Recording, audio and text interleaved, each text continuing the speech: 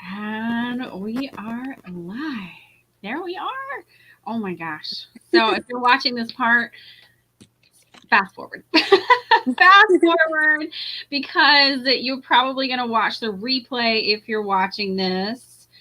And I'm going to share this in a couple of places. So bear with me, friends. Bear with me. And if you are catching us live, go ahead and tag those teammates. And if you're watching on YouTube, send this to everybody. Mandy's agreed to let us put it on YouTube because the more the better, right? The more people we can help, the better. So if we haven't met, I am Erica Champion Wise. This is my upline Mandy, and I know lots and lots of people know her. So we get a special treat tonight to be able to just get to talk. I'm very excited. Mandy and I go way back. Yeah. Oh, let me show you this picture. I forgot. I meant to grab it earlier. Do you remember this? Oh my gosh, I do. I totally remember that picture. Oh, all the way back in I like that picture too. I'll see if I can get you a copy. That was a good picture, man. I got to meet Mandy in 2015 when she was an executive producer. Do you want to tell everybody how long you were at EP? Because I don't think they know. I sat there for 4 years with no promotion and kind of no end in sight for quite some time. But that was definitely one of the biggest struggles that I've had, is kind of sitting there and watching people jump in and hit all these ranks higher than me. They would come in and they would hit executive producer, which is where I was, but my team wasn't actually producing the numbers for executive producer because I wasn't leading like an executive producer. So at the time we had went a little bit down, so we had to make our way back to maintain the rank that we had and then to soar past that. But then there was people that were jumping in and hitting, fashionista and A-lister, and I was still sitting at executive producer, and I'm like, what am I doing wrong, and why are they so much more successful than me? And I would look all around and I would compare myself, and I would spend so much time worrying about them and not about myself. And that really took me off track. But I never stopped believing in my team. I specifically remember always saying, every month we would be nowhere close to fashionista numbers. And I would be like, we got this. We can totally do it. We only need X amount of pieces in 2 days. We got this. And we weren't even hardly halfway there. So, but I still held the faith, and I knew that if other people were doing it, that I could do it too. Maybe it just wasn't my time exactly. And so I needed to work on some things personally in my business to be able to be a better leader and then get our team back to where we should be and where I knew we could be. Oh, there's so much caught up in that one thing. You worked on you. Yes. You grew you first. Yes. You believed in your team. You never said how terrible and awful they were. No. You never blamed them for not hitting the mark or going past the mark. I mean, that's... Yeah. No, that's a whole lecture. Yeah, you can't expect your team to do something when a lot of times you have to do some self-reflection and know that and know that you're not a terrible leader either, but know that it just might not have been the right timing. There could be a million different reasons why, or a million different excuses that we can have, but at the time, none of that really matters. What matters is how we can make steps forward and progress forward. And if I've ever told my team anything about not being good enough or whatever, someone please come save me, because that's just not how I work as a leader. But I totally believe in just encouraging and leading by example. I'm a huge leader by example person, or leader. And I feel like my team can really attest to that, because while I don't train all the time, every time, but what I can say is watch what I'm doing, see how I'm doing it, and then implement it into your business too. Or watch what I've done before and see what I've done before and how you can use those steps to get to where you want it to be. So what were some of the things, we're going way off script here, that's okay. What were some of the things that you did, you yourself, sitting at EP for 4 years, to get through it? What did you do in Mandi? I really worked on sales, because what I love about paparazzi is that you can make money just with your sales. Like, yeah, team commissions are great and wonderful, but I never want to base how I live on my team commission. I feel like you get in trouble a lot of times that way, because it can go away as fast as it comes, and not all months are going to be good months. You have to prepare for that. And if you're preparing your life based on your team's best months, you're really going to be in trouble financially in the long run, because you have to base your life and how you live off of the worst months that you might have. So for me and how I live based on my sales. If I can't put the groceries on the table, if I can't run my electric through my sales, then I'm missing my mark. And that's my goal. Someone else might have a different goal completely. And for someone that doesn't do this full time, you're going to have different goals for sure. But for me, I do work this full time. So I know if my sales aren't where I need to be, my team is not going to be where I need to be, because I can't be that leader for them. And I'm not getting new team members. I'm not recruiting. And I've seen this even as in the last like 6 months, I had kind of, I don't want to say taken a break, but kind of like took a break from lives. And I did a majority of my sales on my VIP group, which I was still making sales and still doing good at sales, actually. Right. For most people, they would be like, wow, I wish I could, do that in sales. And that's great for them. However, my goals are different, and I have different things that I have to, different bills that I have to pay, and different goals that I have to reach. And the amount of inventory that I have, I've got to move jewelry. So for me, like, it's just working on your sales, because that's how your team will grow, like your personal team. And then that's what your team is going to duplicate. They always will duplicate what you do. So, and I've said this even in the beginning from, when we used to be doing home parties and events and stuff like that. If you find a team member at an event, they're probably going to do events, because that's what they know. If you found a person, a new team member from, let's say, home parties, they're probably going to want to be interested in doing some home parties. If you find a team member from live, they're probably going to want to do live. And that all has to do with duplication. And I think that's like a majority of business, is doing things your personal self that you want your team to do. So as the question was, what did I do? I did a majority of sales. I really pushed forward. We didn't have Facebook Live back in the dinosaur days when I was there, but I majorly stuck with like an event. That's how I would do them, and posting the jewelry in the event. And I did parties. And I think that a lot of times we get away from that. And I personally do take that to heart. I think that some of that was my fault, because I stopped doing parties. And so I feel like the whole paparazzi world stopped doing parties about the time that I did. But we got to get back to doing parties. Back to doing parties, Mandi. We have to get back to doing parties, because those hostesses really were the basis of our business and growing organically. And I think sometimes we feel like we don't need the hostesses, because we can, a lot of our repeat customers will come back to us no matter what. So we kind of, in the nicest way possible. We get lazy.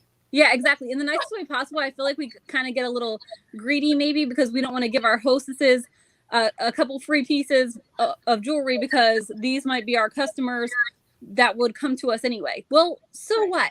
So what if you give someone an extra 2 or 3 pieces of jewelry? Because when she shouts that out and she says, "Oh my gosh, I just had a party with Mandi and I got 5 free pieces of jewelry," don't you think that's going to gauge interest, and people are going to want to have a party now?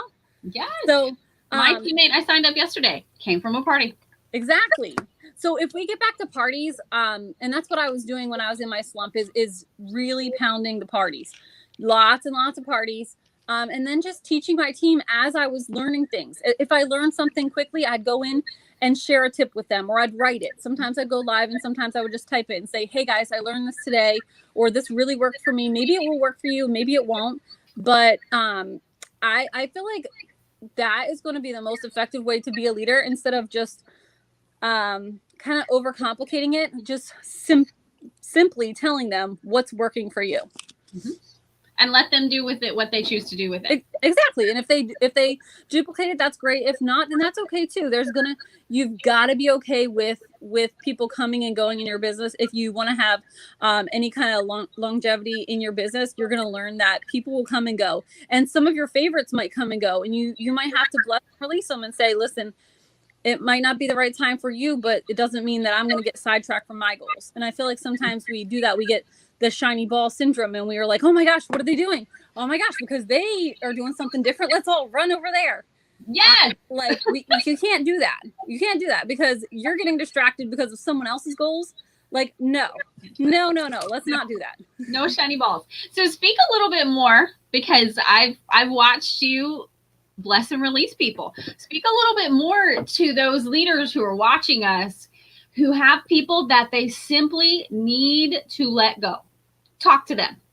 Okay, so, and sometimes it's hard. Sometimes it might be maybe a friend that you know personally. Maybe it might be a top performer on your team. And so you know that might hit hard, but sometimes for a majority of different reasons, it might just not be the right time for them.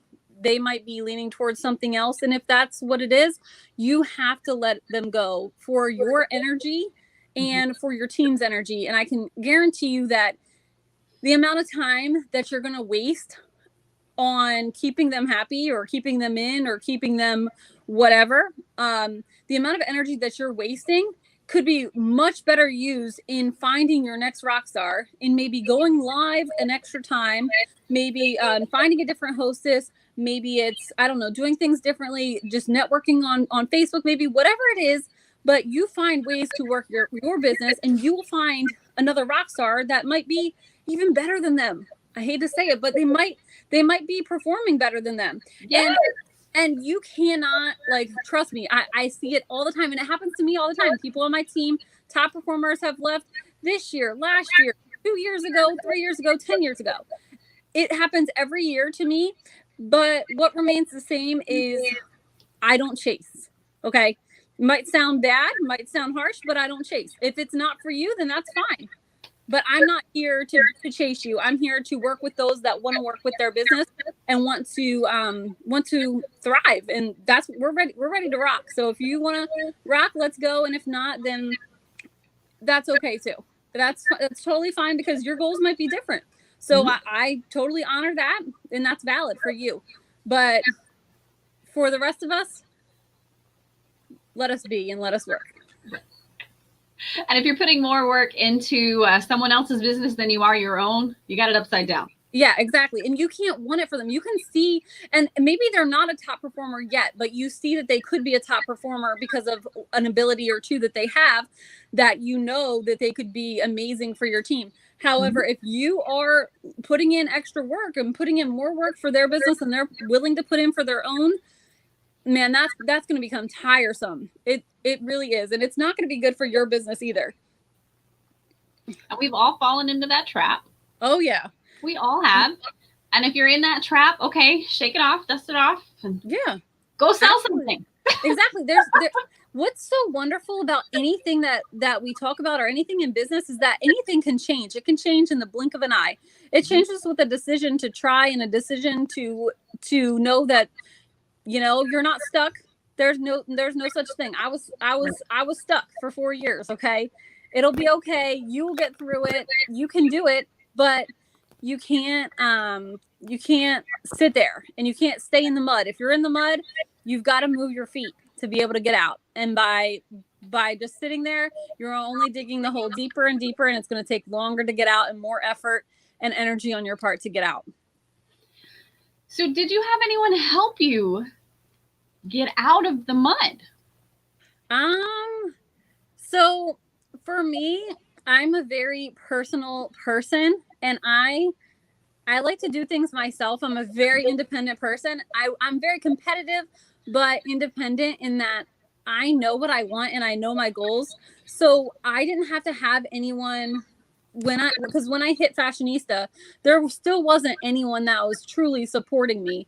It was me that knew my goals, and I had to stay focused on those goals, no matter what people were saying, no matter though people still told me to get a real job, all my family thought I was crazy. They were like, I don't know what you're doing with your life. Like, you need to go be a nurse. This is just insane right now. Right. And, you know, at all the family dinners, when they talk about what everyone's doing and all their accomplishments, my sister was in like a really nice school and she was going to be a teacher and this and that. And they're like, Mandy's playing with some jewelry over here. I don't know what she's doing. But but I knew what I was doing. And the biggest cheerleaders for me was actually my team, because they would say things like, okay, we got this, we can do this. Even though I knew in my heart, like if we were, you know, thousands and thousands and thousands of pieces away from Fashionista and we had, you know, 2 days left to hit it.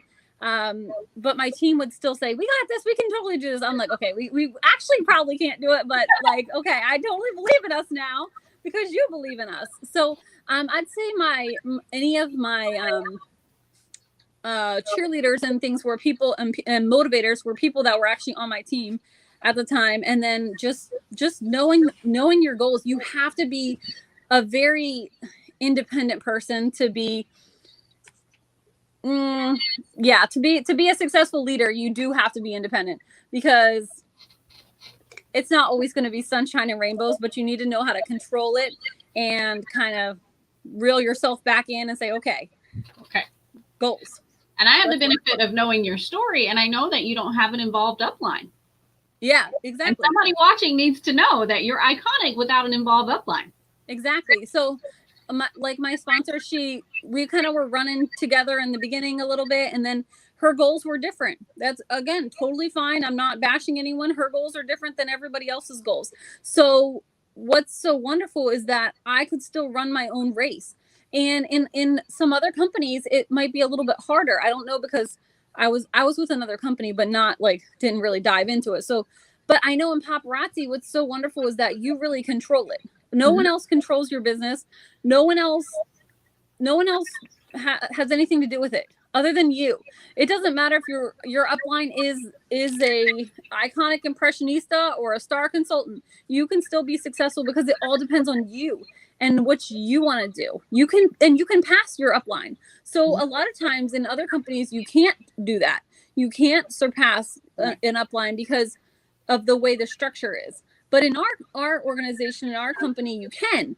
And I think that that's really huge. And I think that, and even if you do pass your upline, it doesn't mean that you're necessarily better than them. It just means that your goals might be different from them. Maybe they want to still work their 9-to-5 job. And that is totally fine. And we honor that too. Sometimes they want to do it full time. And so those that want to do it full time, you have different goals, and, you know, rock out with whatever your goals are. So it doesn't matter it doesn't matter your upline. I'd say your downline matters a lot more than who exactly your upline is and what their goals are. I would say the same. So some of the questions, we had some good questions here. One of them, so I know you started your business part-time and then you went to nursing school. So how did you go from part-time to making paparazzi your full-time and your sole source of income? What did you do? So I knew for my goals and how I live and everything, I needed to be a fashionista. That was my goal, to be able to be completely stay at home versus having some kind of income with nursing, because I did graduate from nursing school. So when I graduated from nursing school in July of 2000 and I forget which year, 15, I think. Or 16. No, 16. It was 16. So in July of 2016, I graduated nursing school, and I really started focusing on, hold on. No, it was 15. It was July 2015. I got sidetracked. Anyway, whenever it was, the things that I worked on was literally sales, because I knew that if I could supplement the income if I wasn't hitting Fashionista with sales money. So I booked my calendar up. I gave myself like a deadline, and this was in July. I graduated in July, and if I had not made it by like November, by the end of the year, then I was going to be a nurse, and I was going to get my nursing license and just kind of still do paparazzi part-time, which still would have been great. And that's wonderful. But I knew that I could do it full time. And that's what I really wanted to do, because I could see other people do it. And so what I did was I really, really, really focused on sales. I focused on supplementing that income. And then I was just teaching my team what to do with it. And I would get people to join me along the way. And it didn't come fast, but what happened was I would do a party, and, I'd get some more customers from that party. And maybe from that party, I'd get one person interested in joining. Maybe they didn't join right then, but they kind of hopped on the train, right? They hopped on the train, and we just kept moving. And I kept posting my successes, and I kept posting my story and my dreams and my goals. And more people kind of hopped on the train, and they're like, okay, this is kind of fun to watch. Let's see what's going on. And I'd do some more parties, and every party that I booked at least 2 parties from every party that I've booked forever and ever. I won't close a party until I have 2 bookings to keep the parties coming. So that was a huge thing for me. And, continuing with those parties, continuing with getting people to jump on board, not necessarily by joining that day, but by eventually joining. And I had a nice base of people ready, to join. Mm-hmm. And so then all the while, I was loading my train for my personal business, but my team, they were loading their trains too. They were doing their sales. They were reinvesting their profits into more jewelry and more inventory. They were recruiting like crazy, and it all came together. And it's not just by hoping and wishing, but it was by doing. And every single person on my team at that time, when we hit Fashionista, literally was a huge part of that, because we didn't have a large team. In numbers, we probably did have larger numbers than most, but you have to consider that at the time I had been in almost 5 years. So I had a majority of them already canceled, like a large portion of them already were canceled from, inactivity, especially because of how we started. Like when I first started, the requirements were a little bit different when we got started. So it would cause for a lot of people to sign up and literally never do anything with it. So while my numbers might have been high, they weren't an accurate reflection of the amount of people that were working their business. So when we hit Fashionista, we had a very low working number of people, but they were all like super high quality people that were diving into their business and working like super hard. And I remember like it was just 100% total team effort when we hit it. Like everything just came together because we were all working and had been working since, like, I want to say July, but we were working before July. But July, I feel like we started putting some more people on the train. We started getting a little bit of a longer train. And then so we built up July into August and September and October, and at the end of October is when we hit Fashionista. That was a combination of all those months of solid hard work from everyone. And it took a total team effort. And I believe that in any rank advancement in paparazzi or any company, it takes a total team effort. And that was huge for us. And it was a big win. And I feel like our team had a very, we were like on a high. We were excited from that win. And it kind of drove us through that year and into the next year, which is when we started with the Facebook Live, kind of started right after that. So my team had already felt super celebrated and excited. So we went in with major momentum. And I think that that's huge in anything. You can go into major momentum without hitting a rank. If you go into, I've seen teams this year go into 2021 with major momentum, and not because they had just hit a rank, because I don't think we had, many of those in December. So we go into major momentum by believing and going for it and achieving. So I think momentum is huge, and I know that we have momentum going into February. So I'm excited to see what the future holds. You and me both. And I have the benefit of being a part of your team culture. You've created a culture where your team participates. The biggest one that I remember was Jet Setter. And honestly, Jet Setter was like the one that really showed the power of your team coming together. Yeah. Did you do anything to create that, or did you simply just allow that because you are a team player? I feel like I feel like personalities just jive together, and I feel like that's what happened with my team. I feel like I'm a total believer of like attraction marketing and things like that, and I feel like people join my team, not necessarily my personal team, but even in my whole total downline, and they stay within my team group because of the camaraderie that we have, and because of kind of, I don't want to give myself any credit, but like how I lead and what I allow versus what I don't allow, and kind of how I talk to my team. And I feel like that has reflected on my leaders. So I feel like they kind of implemented that with their own mix. Everybody's a little different. So everybody has a little bit of a different style, which I totally think is wonderful, because we all learn from different people.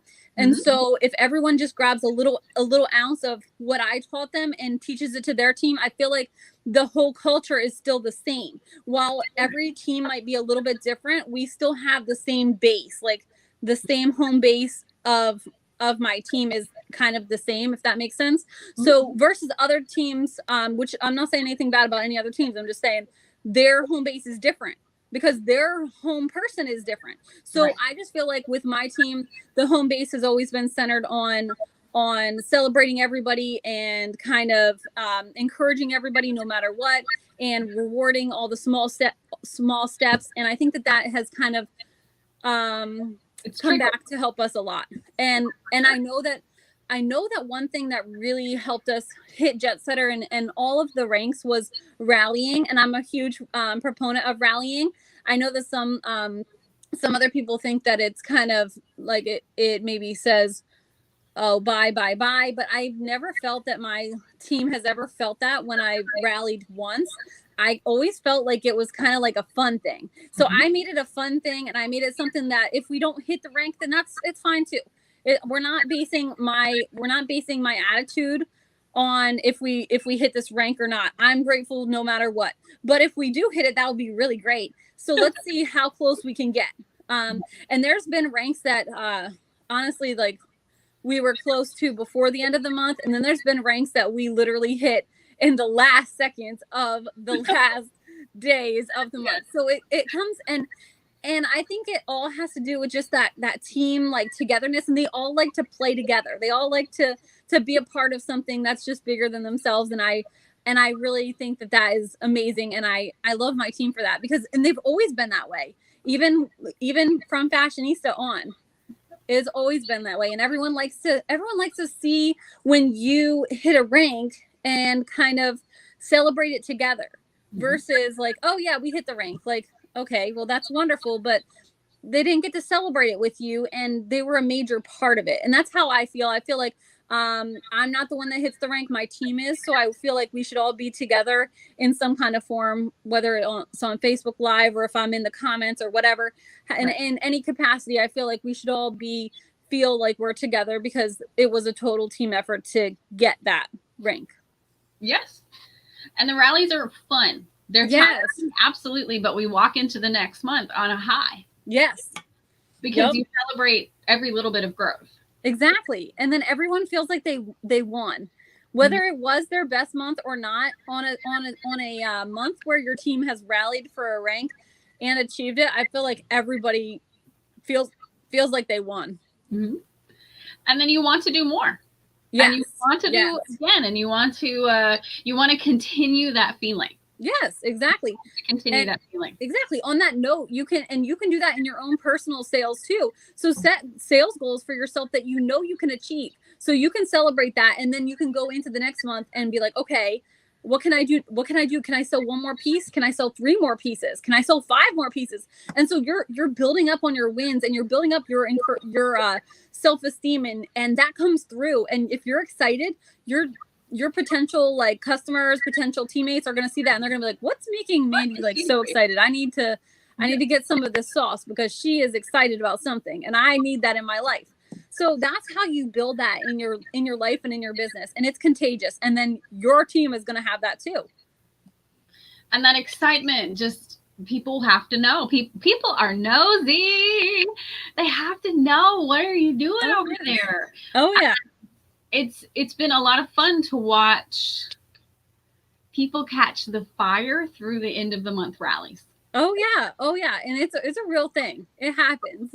Yes, it really does happen. And then they carry it on. And so you said something that I think we need to really like come back and hit.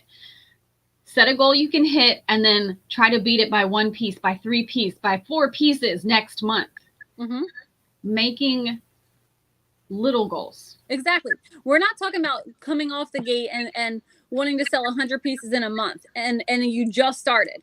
Okay, while some people might hit that goal, then that's 10 claps extra for you. Okay, but what's so great is that we need to start at one place. And I didn't sell 100 pieces a month when I first started. I can guarantee you that.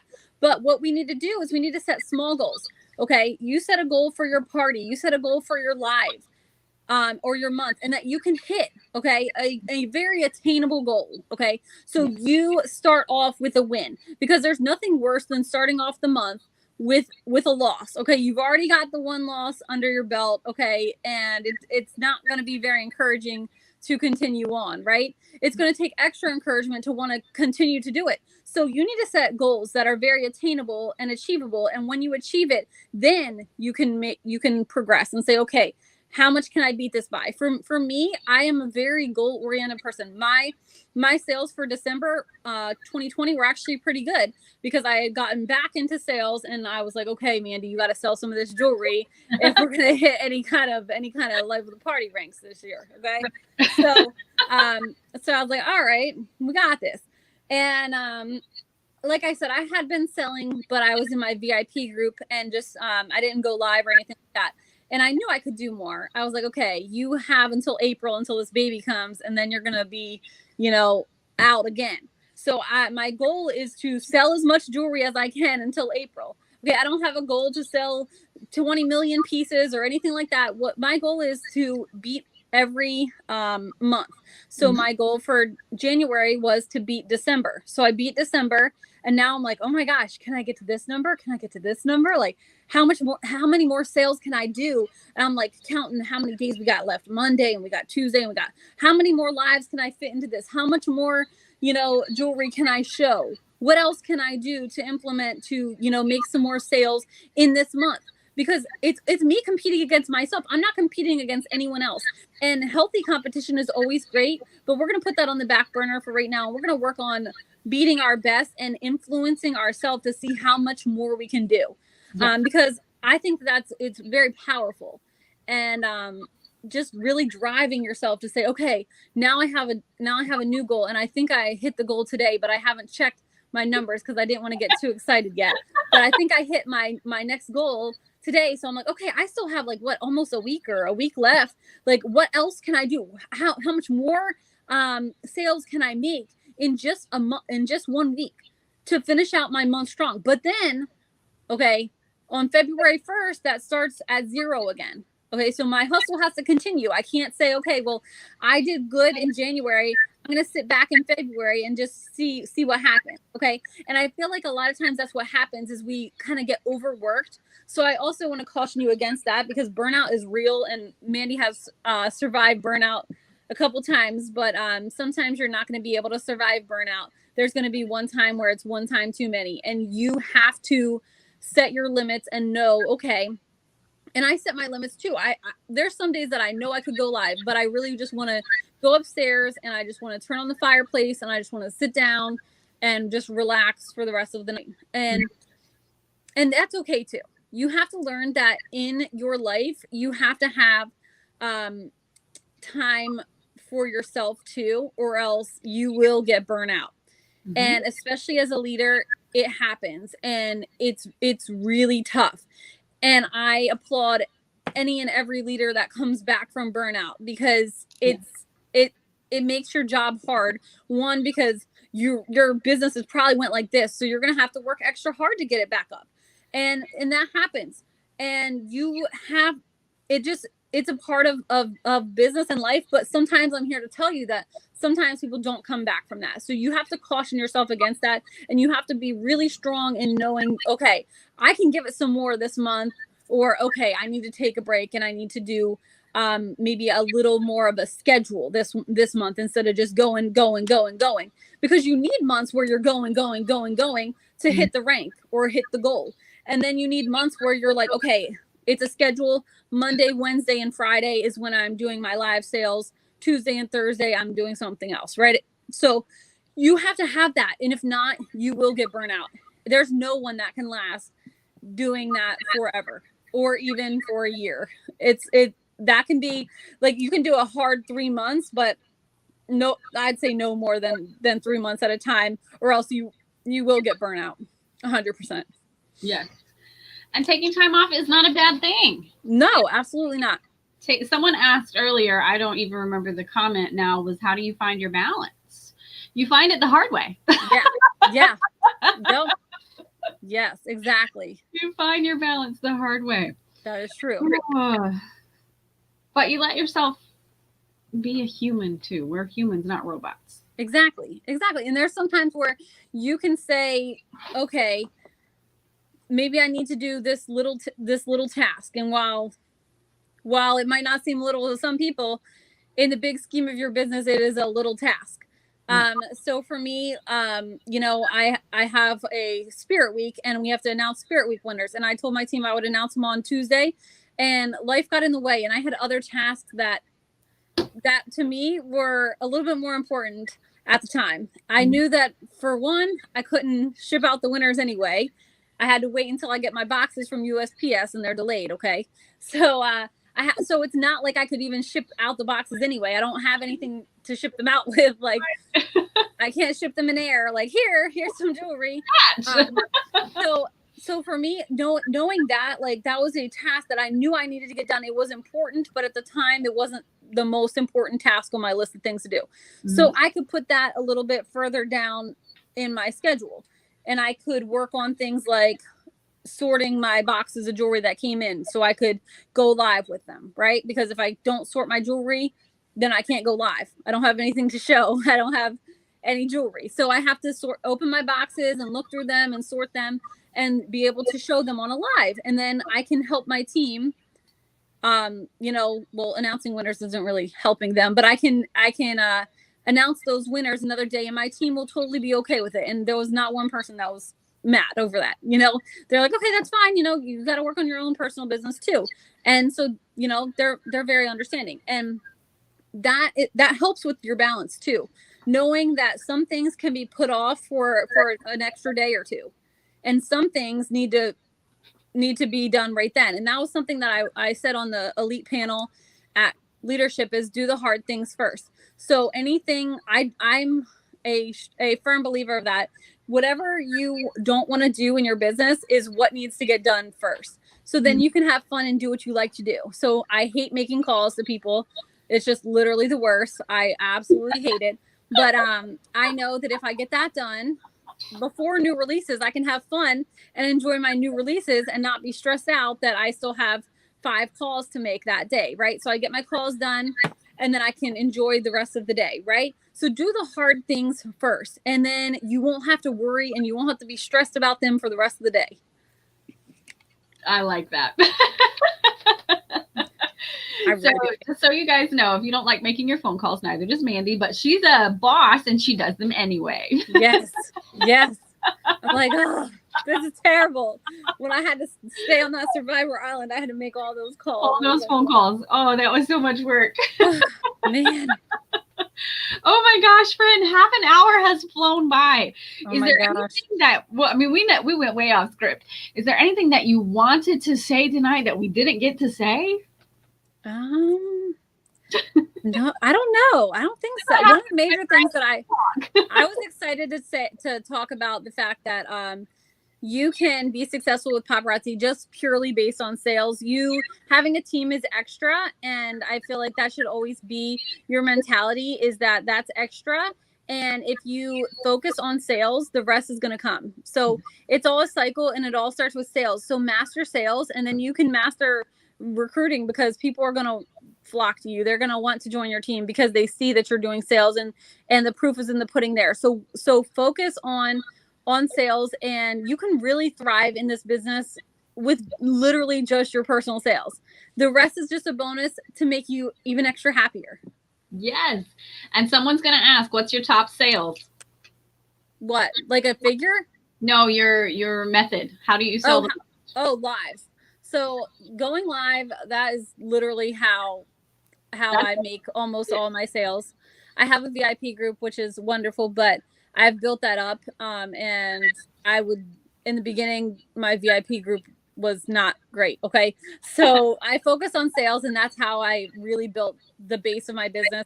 When I was like consistent with sales, I always did 2 a week, and then I'd supplement on Sundays. So I did Mondays and Thursdays, and I'd supplement on Sundays. So I always say it's great to you have to be consistent with your days. So you can't say Monday and Thursday, but then sometimes do Sunday and then not do Monday. No, if you do Sunday, then that means you still do have to do Monday. It's just Sunday is your supplemental day. So I would add in like our children's jewelry, our Charlotte Shimmer. If I did any of that, it would be on a Sunday. If I did a fundraiser, it would be on a Sunday. If I did a hostess party, Sunday. My lives for me were Monday and Thursday. So that was my basis of my sales. And that helped me to really create the team that got me to A-lister and beyond. 100%.